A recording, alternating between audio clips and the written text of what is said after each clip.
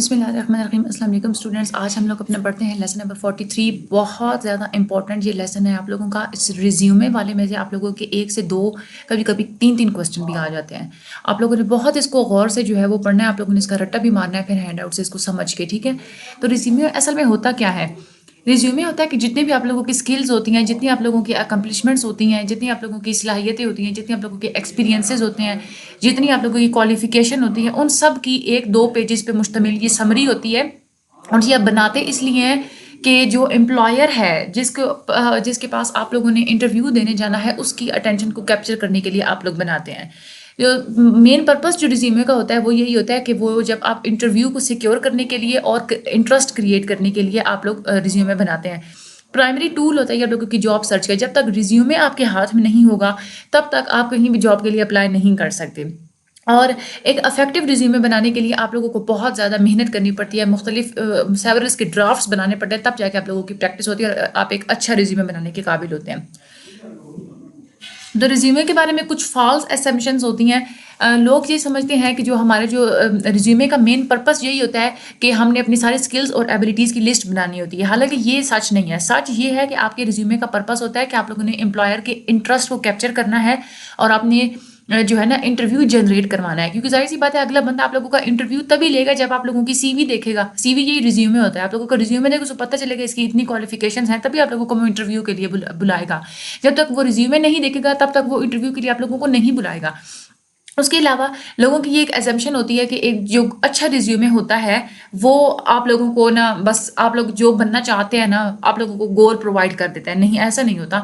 एक अच्छा जो रिज्यूमे होता है ना वो असल में आप लोगों को अपॉर्चुनिटी देता है कि जो जॉब आप चाह रहे हैं उसमें आप लोग अप्लाई कर सकते हैं, ठीक है। उसके अलावा एक लोगों की ये एजम्पशन होती है कि जो भी रिज्यूमे होता है वो कोई भी जो एम्प्लॉयर होता है वो उसको कंप्लीट आराम से बैठ के इत्मीनान सुकून से पूरे का पूरा पढ़ता है। ऐसा कभी भी नहीं होता। जो रिज्यूमे होता है ना आप लोगों के रिज्यूमे के पास सिर्फ 45 मिनट होते हैं। 45 सेकंड्स में आप लोगों के रिज्यूमे ने इंप्रेशन जमाना होता है बस। एम्प्लॉयर सिर्फ 45 सेकंड्स तक उसको देखेगा, उससे ज़्यादा उसको नहीं देखेगा।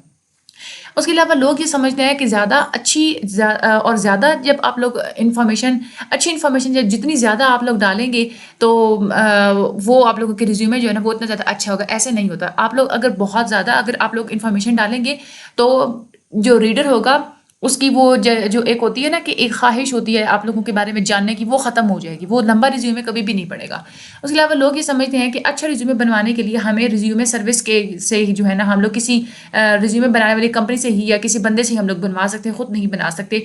ये फॉल्स है। फैक्ट ये है कि आप अपना रिज्यूमे खुद बनाएं। हाँ, अगर आप लोग ने बहुत स्पेशलाइज्ड बंदे को दिखाना है अपना रिज्यूमे फिर आप बनवा लें किसी से, लेकिन आप लोग अपना खुद बनाएं। और कोई किसी भी सर्विस को कहीं भी आप लोग अपना रिज्यूमे भेजने से पहले केयरफुली आप लोगों को बहुत इत्मीनान के साथ अपना रिज्यूमे चेक करना चाहिए।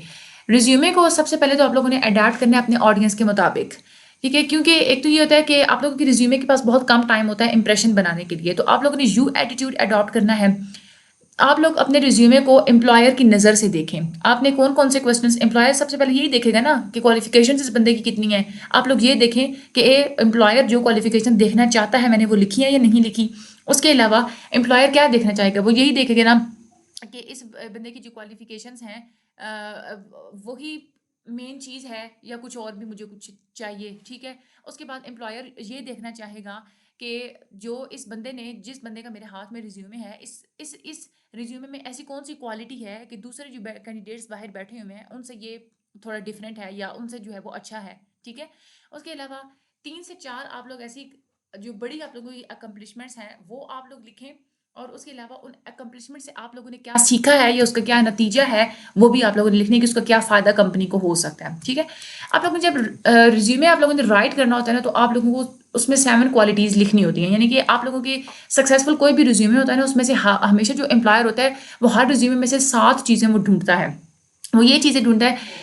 आप लोगों ने ये कोशिश करनी होती है कि आप यूं अगले बंदे को दिखाएं कि आप रिजल्ट्स के बारे में, नताइज के बारे में सोचते हैं, आपको चीज़ों को डन करना आता है, आप एक वेल राउंडेड पर्सन हैं, आप अपने साइन ऑफ प्रोग्रेस को दिखाना आता है आप लोगों को। आप लोगों ने अपने लिए एक स्टैंडर्ड ऑफ एक्सीलेंस आप बनाए हुए होते हैं।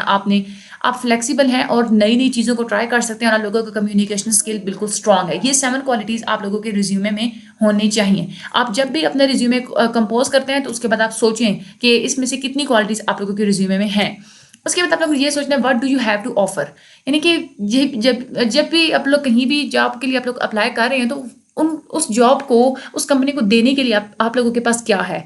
तो आप लोगों की जितनी भी 10 अचीवमेंट्स हैं वो आप लोगों ने पहले लिख लेनी है। जो भी अचीवमेंट्स हैं आपने किसी फोटो विनिंग में आप लोगों ने कोई प्राइज़ विन किया था, ठीक है, उस कंपटीशन में आप लोगों ने प्राइज़ विन किया था, या आप लोगों ने कभी किसी बच्चों को ट्यूशन पढ़ाया है, या आप लोगों ने अपने कॉलेज का मैगजीन का भी एडिट किया था, तो ये आप लोगों की सारी क्या है अचीवमेंट्स हैं, ठीक है। तो आप लोगों ने केयरफुली सोचना है कि इन अचीवमेंट से मैंने कौन कौन सी स्किल्स हासिल की थी। देखिए ना, अगर प्राइज़ विनिंग फोटो आप लोगों ने अगर जीता है तो लीडरशिप की स्किल्स हैं आप लोगों के अंदर। अगर आप किसी बच्चे को ट्यूशन पढ़ाते रहे हैं तो आप लोगों के अंदर स्पीकिंग एबिलिटी अच्छी है, कम्युनिकेशन आप लोगों की एबिलिटी आप लोगों की अच्छी है। मैगजीन अगर आप लोगों ने एडिट किए थे, इसका मतलब क्या है कि आप लोगों के अंदर आर्टिस्टिक टैलेंट भी। आप लोगों ने ये देखना है कि अचीवमेंट की वजह से मैंने स्किल्स कौन कौन से हासिल की हैं। एनालाइज करना अचीवमेंट्स को। जब आप रिकग्नाइज कर लेंगे आप लोगों के पास क्या क्या स्किल्स हैं, तो फिर आप लोगों ने ये देखना है कि इन सारे स्किल्स का पोटेंशियल एम्प्लॉयर्स को क्या क्या फ़ायदा हो सकता है। उसके बाद आप लोगों ने जितनी आप लोगों के पास एजुकेशनल होता है, आप लोगों की जितनी तालीम होती है वो लिखनी होती है, वर्क एक्सपीरियंस लिखना होता है। उसके अलावा आप लोगों ने स्कूल के दौरान या कॉलेज के दौरान अपनी जितनी एक्स्ट्रा करिकुलर एक्टिविटीज़ में आप लोगों ने पार्टिसिपेट किया होता है वो आप लोगों ने लिखना होता है। अपने नॉलेज आप लोगों ने बताना होता है। और उसके अलावा आप लोगों ने कभी कोई स्कॉलरशिप जीते थे, या कभी आप लोगों ने कोई अवार्ड्स विन किए हैं, या आप लोगों को कोई दूसरी ज़बानें आती हैं, तो ये भी सारी चीज़ें जो है ना वो आप लोगों ने लिखनी होती हैं रिज्यूमे में। उसके अलावा आप लोगों ने अपने पर्सनल कैरेक्टरिस्टिक्स लिखने होते हैं कि आप एग्रेसिव हैं, आप लोगों की लीडरशिप क्वालिटीज़ हैं अंदर की आपके अंदर, या किसी के अंडर काम करना आप लोगों को ज़्यादा पसंद है, या आप अकेले काम करना पसंद करते हैं। जितनी भी आप लोगों की क्वालिटीज़ हैं, जितनी आप लोगों को लगती है ना कि आपके अंदर 4 से 5 इंपॉर्टेंट क्वालिटीज़ हैं, आप लोग उसकी लिस्ट बनाएं। अगर आप लोग खुद नहीं अपनी क्वालिटीज़ का अंदाज़ा लगा सकते तो आप अपने फ्रेंड को या किसी रिलेटिव को कहें, वो आप लोगों को आपकी खूबियाँ बताए, आपके ट्रेड्स बताए। उसके बाद जब भी आप रिज्यूमे लिख रहे होते हैं ना, आप कोई काम करना एक अलग बात होती है और कोई काम चाहना एक अलग बात होती है।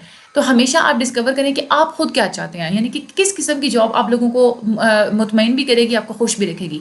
तो आप लोगों ने हमेशा ये बात अपने ज़हन में रखनी है कि आप लोगों को किस किस्म का काम जो है वो पसंद है, ठीक है। मशीन के साथ काम करना पसंद है, फिजिकल वर्क आप लोगों को पसंद है, मेंटल वर्क आप लोगों को पसंद है, आप लोग इंडिपेंडेंटली काम करना चाहते हैं, किसी के अंडर काम करना चाहते हैं, किस किस्म का आप लोगों को काम पसंद है। दूसरी जो आप लोगों ने अपने माइंड में ये बात रखनी होती है कि आप लोग को किस किस्म की स्पेसिफिक कंपनसेशन एक्सपेक्ट कर रहे हैं। यानी कि अगर ये कंपनी आप लोगों को रख भी लेती है तो आप लोगों की स्टार्टिंग आप लोगों की सैलरी कितनी होगी, आप क्या एक्सपेक्ट करें, नेक्स्ट ईयर आप लोगों की जो है वो कितना इंक्रीज़ होगा, ठीक है। उसके अलावा आप लोग की जो अर्निंग का गोल क्या है, आप लोग ज़्यादा से ज़्यादा कितनी अर्निंग आप करना चाहते हैं, ठीक है। ये सारी बातें आप लोगों ने रखनी है जहन में। उसके बाद आप लोगों ने इस्टेब्लिश करना है कि आप लोगों के अपने पर्सनल गोल्स कहाँ हैं, क्या है आप लोगों के पर्सनल गोल्स। आप कब अपनी प्रमोशन चाहते हैं, आप क्या चाहते हैं, किस लेवल तक प्रमोट होना चाहते हैं, कितने साल तक आप लोग प्रमोशन चाहते हैं, कितने साल के बाद आप लोग क्या देखते हैं कि आप मेरी पोजीशन क्या होनी चाहिए। उस हिसाब से फिर आप देखें कि आप लोगों को कितनी ज़्यादा एडिशनल ट्रेनिंग की और प्रिपरेशन की ज़रूरत है। उसके बाद आप लोग साइज़ ऑफ कंपनी भी देखें, किस किस्म की किस साइज़ की आप लोग कंपनी प्रेफर करते हैं। छोटी कंपनी आप लोगों को पसंद है, बड़ी कॉर्पोरेशन आप लोगों को पसंद है। टाइप ऑफ ऑपरेशन भी अपीलिंग हो सकता है, यानी कि किस किस्म का काम, यानी कि काम करने का जो अंदाज़ होता है या जो मकसद होता है कंपनी का वो क्या है। प्रॉफिट मेकिंग ऑर्गेनाइजेशन है, यानी कि कोई या फिर कोई एनजीओ है, ठीक है, या कोई अट्रैक्टेड सर्विस बिजनेस है, या कोई मैन्युफैक्चरिंग का काम है, या कोई सीजनल बिजनेस है जैसे एजुकेशन सेक्टर में होता है कि वहाँ पे गर्मियों की छुट्टियाँ हो जाती हैं, या कोई रिटेलिंग का काम है, तो किस किस्म का काम है। उसके बाद आप लोग ने एक नेक्स्ट चीज़ लोकेशन के बारे में आप लोगों ने लगानी होती है कि मुझे किस सिटी में रहना पड़ेगा, फलां ऑर्गेनाइजेशन में घर के अंदर बैठ के काम कर सकता हूँ, नहीं कर सकता। फैसिलिटीज़ के बारे में आप लोगों ने जो है वो सारा वो आप लोगों ने देखना होता है। पिक एंड ड्रॉप के बारे में भी, कॉर्पोरेट कल्चर जो है वो वहाँ का कैसा है, फॉर्मल माहौल है, इनफॉर्मल माहौल है, स्ट्रिक्ट माहौल है, जो है वो कंपेटिटिव एनवायरनमेंट है, टीम वर्क वहाँ पे होता है, बॉस की क्वालिटीज़ क्या है, ये सारी आप लोगों ने चीज़ें खुद भी ये रखनी है। तो जब भी आप लोग रिज्यूमे लिख रहे होते हैं ना, तो आप लोगों ने क्या करना होता है, आप लोगों ने पहले उसकी एक समरी बनानी होती है, ठीक है। समरी में क्या होता है, सबसे पहले आप लोगों ने लिखना होता है नेम और एड्रेस। उसके बाद आप लोगों ने अपने जितने ऑब्जेक्टिव होता है ना, जो आप लोगों का मेन कैरियर जो आप लोगों का होता है, या आप लोगों की जितनी आप लोगों की क्वालिफिकेशन उसकी समरी। आपने देखो कि डॉक्टर्स के नेम के नीचे ना लिखा होता है MBBS, या साथ कोई 2-3 और चीज़ें भी जो है ना वो लिखी हुई होती है, तो वो कैरियर ऑब्जेक्टिव होता है, ठीक है। आप लोगों की समरी होती है आप लोगों की क्वालिफिकेशन की। उसके बाद आप लोगों ने एजुकेशन और ट्रेनिंग लिखनी होती है। यहाँ पर इसमें थोड़ी सी मिस्टेक है, कैरियर ऑब्जेक्टिव के बाद जो है ना वर्क एक्सपीरियंस होता है, ठीक है, वर्क एक्सपीरियंस स्किल वगैरह लिखते हैं। ये एजुकेशन जो है ना वो बाद में लिखते हैं, क्योंकि मेन चीज़ जो होती है ना वो आप लोगों का वर्क एक्सपीरियंस होता है। ठीक है, अच्छा, उसके बाद आप लोग की एक्टिविटीज़ अचीवमेंट्स लिखनी होती है, अपने पर्सनल डाटा लिखना होता है, आप लोगों के अवार्ड्स क्या है, हॉबीज़ क्या है, इंटरेस्ट क्या है। ठीक है, उसके बाद आप लोग रेफरेंसेस लिखने होते हैं, यानी कि किसी को आप लोग रेफर कर देते हैं कि यहाँ फलां बंदे से आप मेरे बारे में इंफॉर्मेशन ले सकते हैं। तो जब आप लोग नेम और एड्रेस लिखते हैं तो नेम और एड्रेस ही आपके रिज्यूमे की हेडिंग होती है, जिसमें आप लोगों ने अपना नाम लिखना होता है, एड्रेस लिखना होता है, टेलीफोन नंबर लिखना होता है और ईमेल एड्रेस लिखना होता है। ठीक है, ये आप लोगों की रिज्यूमे की हेडिंग होती है। उससे नीचे आप लोगों ने अपना कैरियर ऑब्जेक्टिव लिखना होता है, यानी कि आप लोगों की जो वो क्वालिफिकेशन की समरी होती है ना वो आप लोगों ने लिखना होता है। इस सेक्शन में बहुत ज़्यादा क्लैरिटी की ज़रूरत होती है और आप लोगों ने स्पेसिफिक लिखना होता है, यानी कि बिल्कुल शॉर्ट फॉर्म में। ठीक है, आप लोगों की जो मेन जो फील्ड होती है ना, आप लोगों ने वो फील्ड यहाँ पे लिखनी होती है। ठीक है, और यही एक मेन पॉइंट होता है कि जब अगले बंदे में ना एक इंटरेस्ट पैदा हो जाता है। ठीक है, तो आप लोगों ने मेन अपना ऑब्जेक्टिव लिखना है, अफेक्टिव लिखनी है, स्पेसिफिक करके आप लोगों ने लिखनी है। ठीक है, उसके बाद आप लोगों ने एजुकेशन और ट्रेनिंग लिखनी होती है। असल में तो मैंने आप लोगों को पहले भी बताया, ऑब्जेक्टिव जो होता है ना कैरियर ऑब्जेक्टिव, उसके बाद वर्क एक्सपीरियंस लिखना होता है, लेकिन यहाँ पे वो थोड़ा इन्होंने आगे पीछे कर दिया। ठीक है, आप लोगों ने ये बात याद रखनी है। ठीक है, एजुकेशन और ट्रेनिंग जो आप लोगों ने लिखनी होती है वो कैसे लिखनी होती है, आपकी जो एजुकेशनल जो आप लोगों की क्वालिफिकेशन होती है ना, लेटेस्ट जो होती है वो आप लोगों ने सबसे पहले लिखनी होती है। फॉर एग्जांपल, अगर आप लोगों ने मास्टर्स किया हुआ है ना, तो आप अपने मास्टर्स की डिग्री पहले लिखेंगे, उसके बाद आप लोग ग्रेजुएशन लिखेंगे, उसके बाद आप लोगों ने इंटरमीडिएट लिखना है, यानी कि रिवर्स ऑर्डर में आप लोगों ने लिखनी है। ठीक है, बैकवर्ड आप लोगों ने लिखना है। और अगर आप लोगों के एजुकेशनल ट्रेनिंग में गैप्स है ना, ठीक है, यानी कि फॉर एग्जांपल 2014 में अगर आप लोगों ने इंटरमीडिएट किया था तो 2016 में आप लोगों को ग्रेजुएशन होनी चाहिए थी, लेकिन वैसा नहीं, 2020 में ग्रेजुएशन है, तो उस गैप का जो है ना वो एक थोड़ा सा आप लोग रीज़न बता दें कि क्या रीज़न था उस गैप का। अपनी डिग्री लिखें, डिप्लोमा जो आप लोगों की जो डिग्री है आप लोगों ने वो लिखनी है, जिस फील्ड में आप लोगों की डिग्री थी वो लिखनी होती है, जिस इंस्टीट्यूशन से आप लोगों ने डिग्री हासिल की है वो इंस्टीट्यूशन लिखना होता है। उसके बाद डेट लिखनी होती है कि कब डिग्री स्टार्ट हुई थी, कब आप लोगों की डिग्री खत्म हुई थी। ठीक है, ये 4-5 चीज़ें आप लोगों ने बहुत जो है ना इसको ध्यान से आप लोगों ने अपने माइंड में रखनी है। वर्क एक्सपीरियंस और स्किल्स और अकम्पलिशमेंट जो आप लोग लिखते हैं, आपने जो भी अपनी डिस्क्रिप्शन इस बारे में जितनी भी लिखनी है, आपने इस हिसाब से लिखनी है कि आप लोगों की प्रीवियस जितना भी वर्क एक्सपीरियंस है उसका एक रिलेशन नज़र आए आप लोगों की अब वाली जिस जॉब के लिए आप अप्लाई करें उस जॉब के साथ। जब भी आप अपना वर्क एक्सपीरियंस भी आप लोग जब शेयर करते हैं ना, आप डिस्क्राइब करते हैं, वो भी आप लोगों ने रिवर्स ऑर्डर में लिखना है। जो आप लोग अभी जो जॉब कर रहे हैं या लास्ट टाइम जो आप लोगों ने जॉब जो आखिरी की है वो लिखें, उसके बाद जो आप लोगों ने उससे पहले जॉब की थी वो लिखें। ठीक है, रिवर्स ऑर्डर में आप लोग लिखें, रिवर्स क्रोनोलॉजिकल ऑर्डर प्रेफर होता है। उसके बाद आपने हर किस्म की जॉब लिखनी है, आपने कहीं पार्ट टाइम जॉब की है, आपने समर जॉब किया है, कहीं आपने जस्ट टाइम पास करने के लिए आपने जॉब किया है, इंटर्नशिप आपने की है, जो भी आप लोगों ने जॉब की है, अब वाली जो जॉब आप लोग अप्लाई कर रहे हैं उससे अगर अनरिलेटेड भी है तब भी आप लोगों ने लिखनी है, सारी आप लोगों ने जॉब्स लिखनी है। आप लोग मुख्तलिफ जो है वो फॉर्मेट्स बनाएं। अपने जो वर्क एक्सपीरियंस को की इन्फॉर्मेशन देने के लिए मुख्तलिफ किस्म के फॉर्मेट्स होते हैं।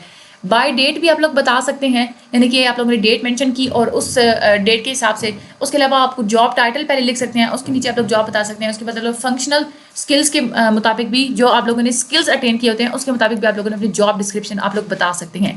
उसके बाद एक्टिविटीज़ और अचीवमेंट्स की जब बात होती है तो रिज्यूमे में आप लोगों ने जितनी भी आप लोगों ने वॉलंटियर एक्टिविटीज़ की हैं, अपनी मर्जी से जितनी भी आप लोगों ने एक्टिविटीज़ की वो सारी आप लोगों ने डिस्क्राइब करनी होती हैं जो आप लोगों की एबिलिटीज़ को शो करे, यानी कि ऐसी एक्टिविटीज़ आप लोगों ने बतानी है जो ये अगले बंदे के माइंड में ये बात दिखाए कि आपके अंदर कौन कौन सी एबिलिटीज़ हैं।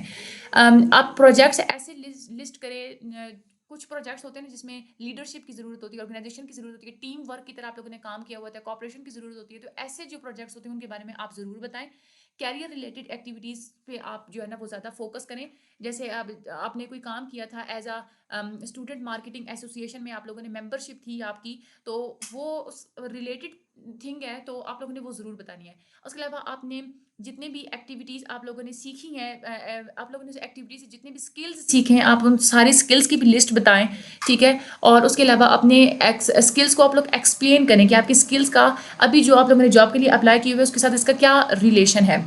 जितने आप लोगों को अब तक अवार्ड्स मिले हैं, कोई स्कॉलरशिप्स वगैरह मिले हैं, वो भी आप लोग सारे लिखें। उसके अलावा अगर आप लोगों की एक्टिविटीज़ बहुत ज़्यादा है तो आप लोग उनको डिवीजन में लिखें कि कॉलेज में मेरी ये एक्टिविटीज़ थी, कम्युनिटी सर्विस में मेरी ये एक्टिविटीज़ थी, स्पीकिंग एक्टिविटीज़ मेरी ये थी, सेमिनार्स और वर्कशॉप में मैंने ये काम किया, प्रोफेशनल एसोसिएशंस में मेरी ये अचीवमेंट्स हैं। ठीक है, उसके बाद आप लोगों ने पर्सनल डाटा देना होता है, यानी कि जो आप लोगों ने इन्फॉर्मेशन अपने बारे में पहले नहीं बताई हुई होती वो आप लोग इस सेक्शन में आप मेंशन कर देते हैं।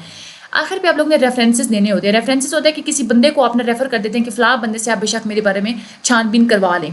तो जब आप किसी का नाम लिख रहे होते हैं उसका आप लोगों ने टाइटल लिखना होता है, एड्रेस लिखना होता है और टेलीफोन नंबर लिखना होता है। तो जिसका भी आप लिख रहे हैं पहले आप उससे परमिशन लें, रिज्यूमे आप लोग बाद में सबमिट करवाएं। रिज्यूमे सबमिट कराने से पहले आप लोगों ने उस बंदे से आप लोगों ने परमिशन लेनी है कि मैं तुम्हारा एज अ रेफरेंस नेम दूं या ना दूं। और हमेशा ऐसे लोगों को आप रेफरेंस के लिए चूज़ करें जो आप लोगों को यकीन है कि वो आप लोगों के एक्सपीरियंसेस को, आप लोगों के टैलेंट्स को, आप लोगों के कैरियर को अच्छे तरीके से एक्सप्लेन करेंगे आप लोगों के एम्प्लॉयर के सामने। आगे है क्रोनोलॉजिकल रिज्यूमे। रिज्यूमे जो हम लोग लिखते हैं वो हमेशा क्रोनोलॉजिकल होते हैं, यानी कि अगर हम लोग वर्क एक्सपीरियंस सेक्शन की बात करें, वर्क एक्सपीरियंस सेक्शन जो है ना वो डोमिनेट होता है, बहुत ज़्यादा इंपॉर्टेंट होता है और ये आप लोगों की सबसे प्रोमिनेंट पोजीशन में होने चाहिए। ये देख लें, नेम, एड्रेस और जहाँ पे आप लोगों ने कैरियर ऑब्जेक्टिव लिखा होता है उसके फ़ौरन बाद आप लोग अपना वर्क एक्सपीरियंस लिखें। और इस सेक्शन में आप अपनी सारी की सारी जॉब्स लिखें, रिवर्स ऑर्डर में, सीक्वेंस में लिखें। आप लोग बिगिनिंग आप लोगों ने कहाँ से स्टार्ट करना है, जो आप लोगों की रिसेंट जॉब थी आप लोगों ने वो लिखनी है। फिर बैकवर्ड आप लोगों ने मूव करना है, जो आप लोगों की सबसे पहली जॉब थी फिर आप लोगों ने वो लिखनी है। इसके 3 एडवांटेजेस होते हैं। एक तो ये होता है कि एम्प्लॉयर जो होता है ना वो आप लोगों की रिसेंट जॉब से फेमिलियर भी होगा, इसलिए आप लोगों की इन्फॉर्मेशन जो है वो ईजिली वो फाइंड कर लेगा। दूसरी बात कि ऐसे जब आप लोग लिखते हैं तो आप लोगों की जो ग्रोथ होती है, जो आप लोगों के कैरियर जैसे प्रोग्रेस आप लोगों ने की होती है कैरियर में, उसको वो हाईलाइट करता है। और तीसरी चीज़ ये होती है कि जो आप लोग जो रीसेंट जॉब लिखते हैं या करंट जॉब आप लोग लिखते हैं तो इससे एम्प्लॉयर को पता चल जाता है कि ये बंदा स्टेबल है और ये पहले जॉब कर रहा है, ठीक है, एक्सपीरियंस बंदा है। उसके अलावा जो एम्प्लॉयर होता है उसको ये भी पता चल जाता है, जब आपको पता रीसेंट जॉब के बारे में आप लोग बता देते हैं ना तो एम्प्लॉयर को ये भी अंदाज़ा लगाना आसान हो जाता है कि अभी रिसेंटली ये काम करता रहा तो उसके पास काम करने का जो है ना एक्सपीरियंस ये भी भूला नहीं होगा, इसके पास स्किल्स जो है ना वो बिल्कुल फ्रेश है। तो ये वाला आप लोगों का लेसन हो गया है कंप्लीट। नेक्स्ट हम लोग रिज्यूमेस की थोड़ी सी टाइप्स पढ़ेंगे और इंटरव्यू के बारे में पढ़ेंगे। ये 2 चैप्टर्स बहुत ज़्यादा इंपॉर्टेंट हैं, एक रिज्यूमे और एक इंटरव्यू वाला। मतलब ये 43, 44 और उसके बाद 45 भी बहुत ज़्यादा इंपॉर्टेंट है, बट वो रिव्यू है, हम लोग उसको आसानी से कर लेंगे। तो मेरे चैनल को सब्सक्राइब भी कर दीजिएगा, शेयर भी कर दीजिएगा, मुझे अपनी दुआ में याद रखिएगा। Thank you so much and Allah.